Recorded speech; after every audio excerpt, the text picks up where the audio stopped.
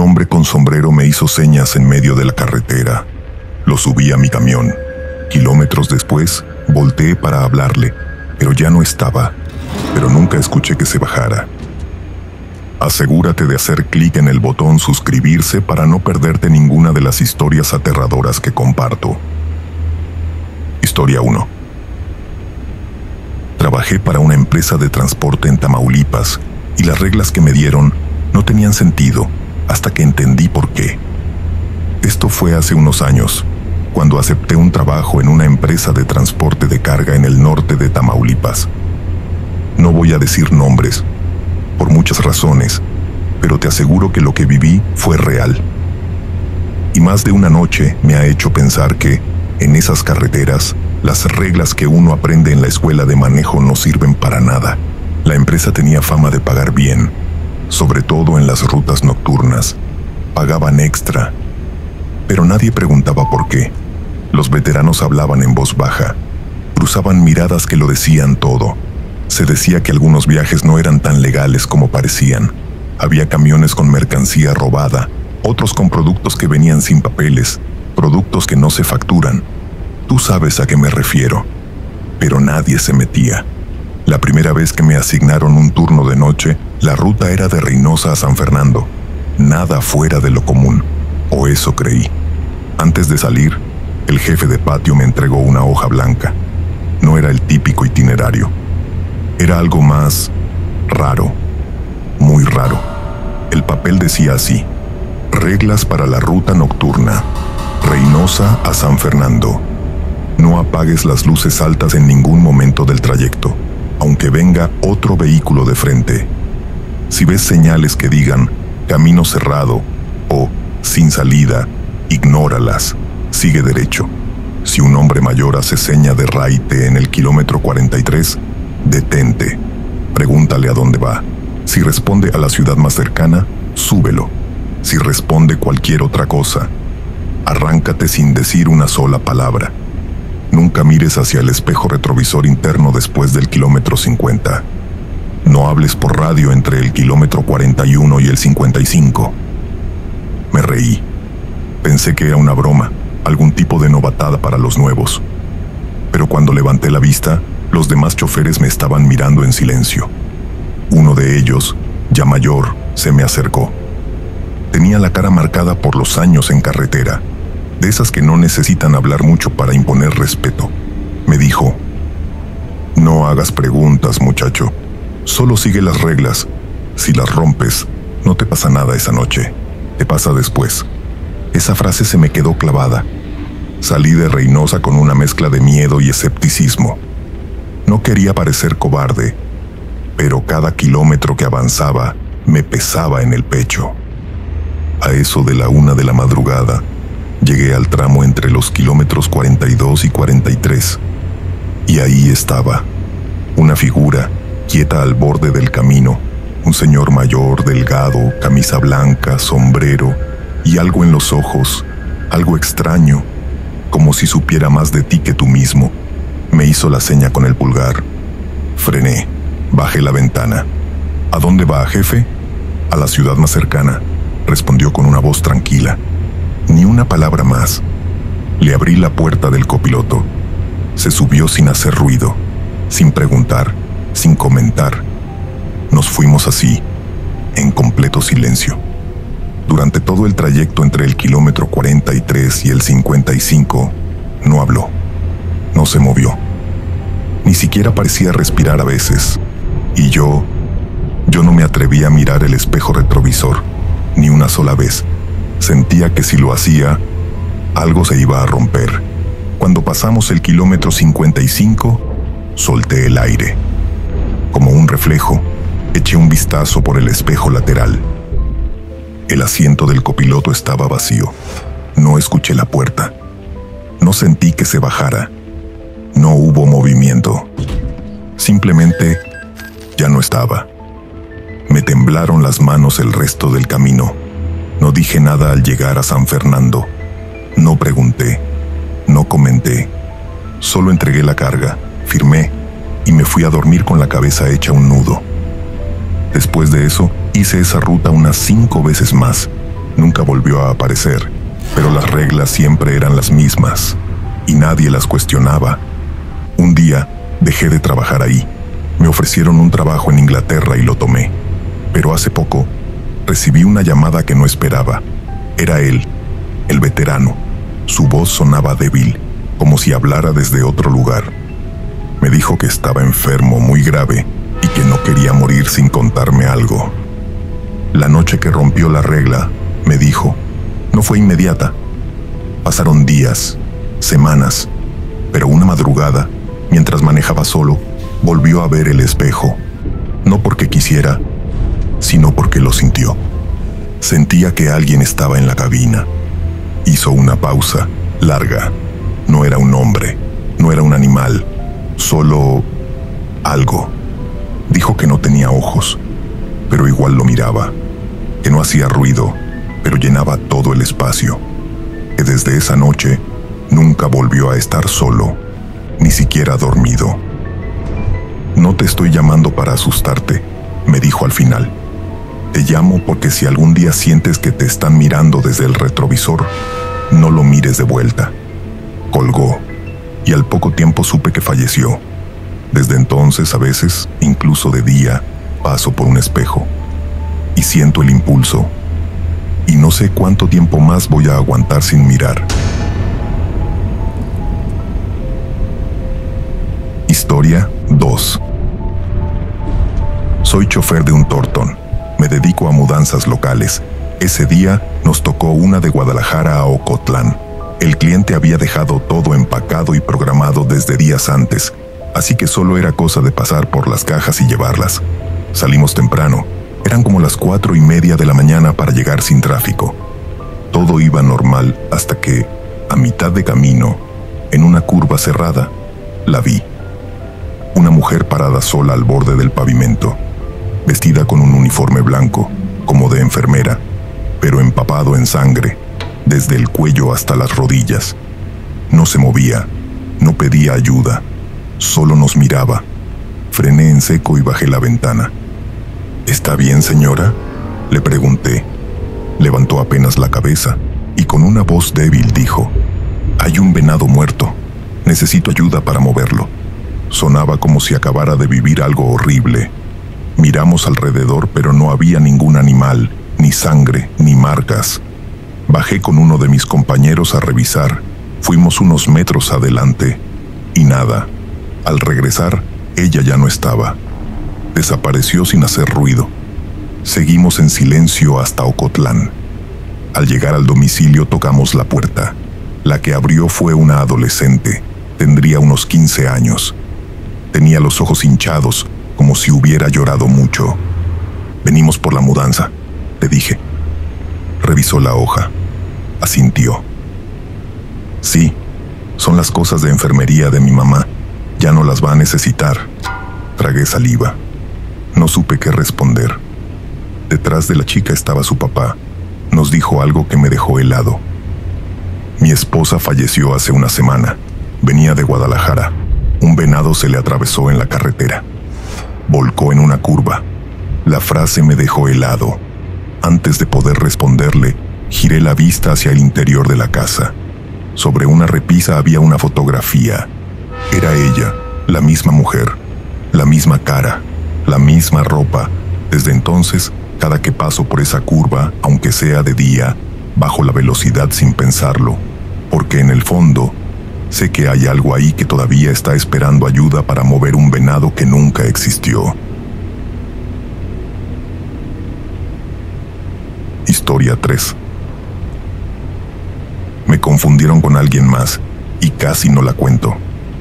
Esto pasó en Chiapas, cerca de la frontera con Guatemala. Fue tan oscuro, tan fuera de lo común, que todavía me cuesta contarlo sin que se me erice la piel. Soy trailero desde hace más de 15 años, acostumbrado a las rutas largas, a manejar de madrugada, a dormir donde se pueda y a tratar con todo tipo de gente. Pero hay algo que uno aprende con el tiempo. Los caminos no solo guardan paisajes, también esconden secretos, y algunos, ojalá nunca los descubras. Esto fue en el 2010. El país entero estaba caliente. En ese tiempo ya habíamos aprendido a no hacer preguntas, a no mirar de más y a seguir la ruta sin desviarse. Pero ese día, justo después de entregar la carga en Tapachula, me tocó regresar vacío hacia Veracruz. Y a medio camino me topé con un bloqueo, una manifestación que cerraba el paso por la carretera principal.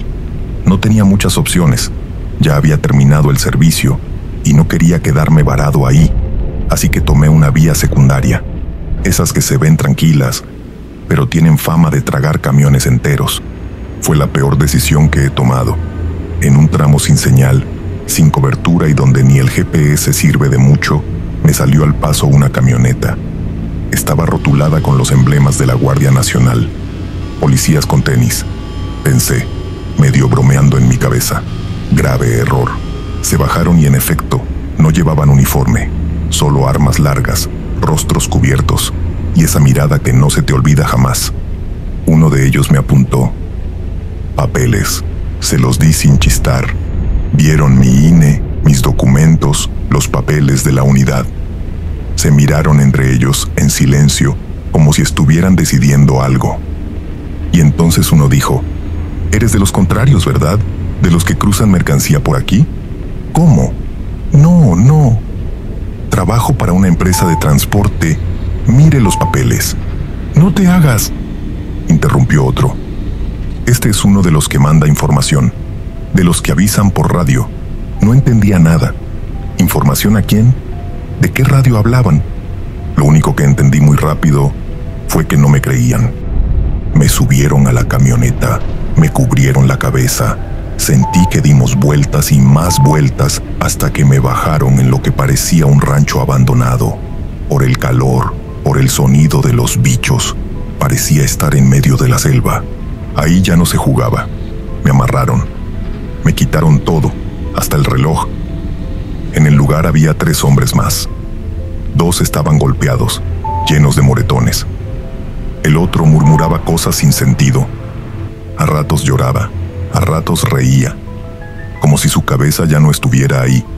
Estuve encerrado 3 días, y todavía no sé qué dolía más, el miedo, o no saber qué venía después. En ese tiempo escuché cosas que preferiría olvidar. Voces que hablaban en susurros, gritos que se apagaban, pasos que venían y no se iban, puertas que abrían, cuerpos que entraban y no salían. Uno de los que cuidaban, el que parecía al mando, habló en voz alta una noche, sin mirarnos. Mañana bajamos a todos. No dormí ni un minuto. Pensaba en mi familia, en que tal vez nunca iban a saber dónde quedé. Pensaba en cómo una confusión puede borrarte del mapa. Y entonces, al amanecer del 4.º día, llegó alguien más, un hombre con acento del Pacífico. Hablaba pausado, sin emoción. Revisó mis papeles con calma, me miró a los ojos y preguntó, ¿tú manejas ese tráiler? Sí, señor, respondí casi sin voz. Asintió sin expresión. Este no es, suéltenlo, así y sin más.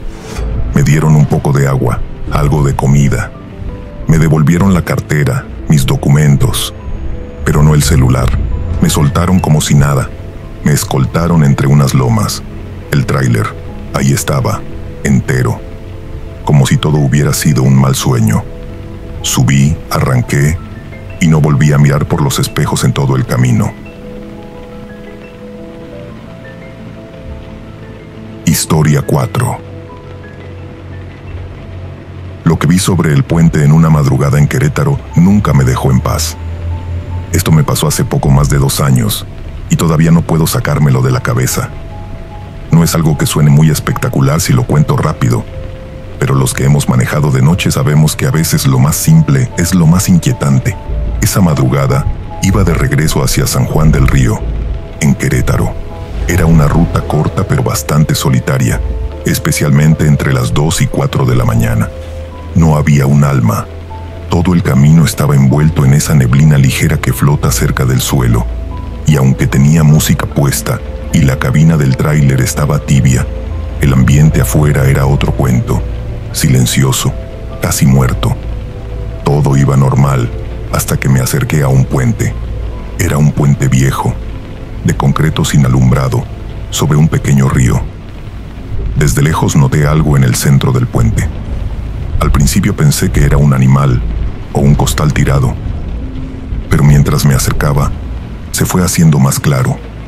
Era una persona, una figura parada justo al borde del barandal del puente, de espaldas. Frené un poco, bajé la velocidad. Lo juro, esa figura estaba como balanceándose, como si estuviera decidiendo si saltar o no. Encendí las luces altas. Era un hombre, delgado, con una chamarra desgastada, jeans, gorra. No hacía nada, solo miraba hacia el río. Pasé muy despacio a su lado y en cuanto lo rebasé, vi por el retrovisor que ya no estaba. No escuché nada, no vi movimiento, no hubo chapoteo, ni golpe, ni rastro. Me quedé helado, frené un poco más adelante, me bajé con mi lámpara y regresé caminando hasta el borde del puente. Miré hacia abajo, nada. El agua apenas se movía, no había nadie. Me quedé unos segundos ahí parado, con el corazón latiéndome en la garganta. Lo más raro de todo es que no sentí miedo, sino tristeza. Una tristeza profunda, como si ese lugar guardara algo viejo, abandonado. Le conté a otro chofer esa historia en una fonda unos días después. Me escuchó sin interrumpir, serio, y cuando terminé solo dijo: «A lo mejor sí se tiró». Me encogí de hombros. Desde entonces, cada vez que paso por un puente de madrugada, ya no me detengo. No porque no quiera ayudar, sino porque sé que a veces lo único que te dejan hacer es seguir manejando con ese maldito recuerdo clavado en el pecho. Historia 5. Soy trailero en México y una vez vi algo en la sierra de Chihuahua que aún me persigue. Esto me pasó hace unos 4 años, pero lo tengo tan claro como si hubiera sido anoche. Llevo más de 15 años en esto, recorriendo todo el norte del país: Sonora, Coahuila, Nuevo León, Chihuahua. He visto de todo: retenes falsos, caminos que parecen sacados del infierno, pueblos que desaparecen del mapa y gente que no quieres volver a cruzarte. Pero lo que viví esa madrugada, en lo más alto de la sierra de Chihuahua, no se parece a nada. No fue normal, no fue humano. Venía de Durango, rumbo a Ciudad Juárez, con una carga liviana. Por ahorrarme el peaje de la autopista, decidí tomar un atajo, la vieja carretera que cruza por la sierra. Esa ruta, me advirtieron, ya casi no la usa nadie. Curvas cerradas, sin señal, y tramos donde si te pasa algo, nadie va a ir a buscarte. Pero la noche estaba despejada, sin tráfico, el clima fresco, y yo, confiado, con el café caliente a un lado y la música bajita para no dormirme. A la altura del kilómetro 80 y tantos, no recuerdo con exactitud, tomé una curva cerrada hacia la izquierda, y ahí lo vi, una figura, justo en medio del camino, un hombre parado, inmóvil, como si hubiera brotado del asfalto. Frené de golpe. El tráiler chilló feo, y el café se me derramó por el pantalón. Por un segundo pensé que era alguien pidiendo ayuda, o peor, que iba a atropellarlo. Pero número. El tipo ni se inmutó. Tenía puesto un abrigo negro larguísimo, de esos pesados, como de lana gruesa, que casi le rozaba el suelo. Su piel era blanca, pero no blanca como la de alguien de piel clara. Era una palidez antinatural, como si no tuviera sangre, como papel. No se movía, no hablaba, solo me miraba. «Oye», le grité bajando el vidrio. «Muévete, güey, te vas a matar ahí parado». Silencio, ni una reacción, ni un parpadeo. Entonces encendí las luces altas para verlo mejor, y desapareció. Así, de la nada. No caminó, no corrió, no se esfumó entre sombras. Simplemente, ya no estaba ahí. Me bajé. No sé por qué lo hice. Tal vez por coraje, tal vez por miedo, tal vez porque mi mente se negaba a aceptar lo que acababa de ver. Tomé mi linterna y revisé el tramo. Nada. Ni huellas, ni ramas rotas, ni movimiento, ni siquiera el sonido del viento. Solo ese silencio. Ese maldito silencio que se te mete hasta los huesos. Y la sensación de que no estás solo. No puedo explicarlo. Pero si has estado en carretera a altas horas de la noche, sabes a lo que me refiero. Hay momentos donde el aire se pone espeso, donde el mundo se siente diferente. Y en ese instante, lo supe. Había algo más ahí. Algo que no podía ver, pero que me estaba viendo a mí. Volví al tráiler con el corazón acelerado. Manejé el resto del camino como en automático, con las manos frías y los ojos clavados en la carretera. No volví a ver nada, pero tampoco me atreví a mirar por los espejos, ni una vez. Paré en una gasolinera, en un pueblo polvoriento al pie de la sierra.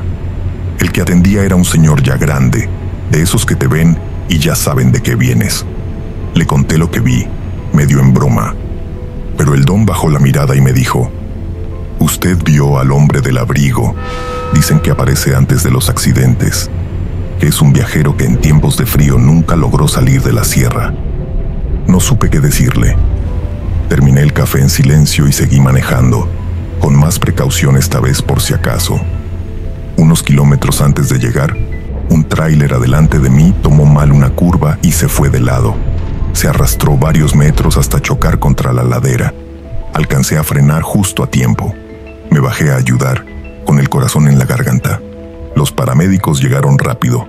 Por suerte, el chofer sobrevivió. Apenas. Y fue ahí donde me cayó el 20. Si no me hubiera detenido esa noche, si no me hubiera quedado frente a esa figura, el que habría tomado esa curva demasiado rápido habría sido yo. Desde entonces manejo distinto, más atento, más callado, y nunca más volví a tomar esa ruta. Espero que esta historia haya sido de tu agrado. Estoy seguro de que también te gustará la siguiente. Haz clic en el video que aparece en pantalla ahora mismo y no olvides suscribirte si quieres ver más videos como este en el futuro. Gracias por ver hasta el final. Nos vemos pronto.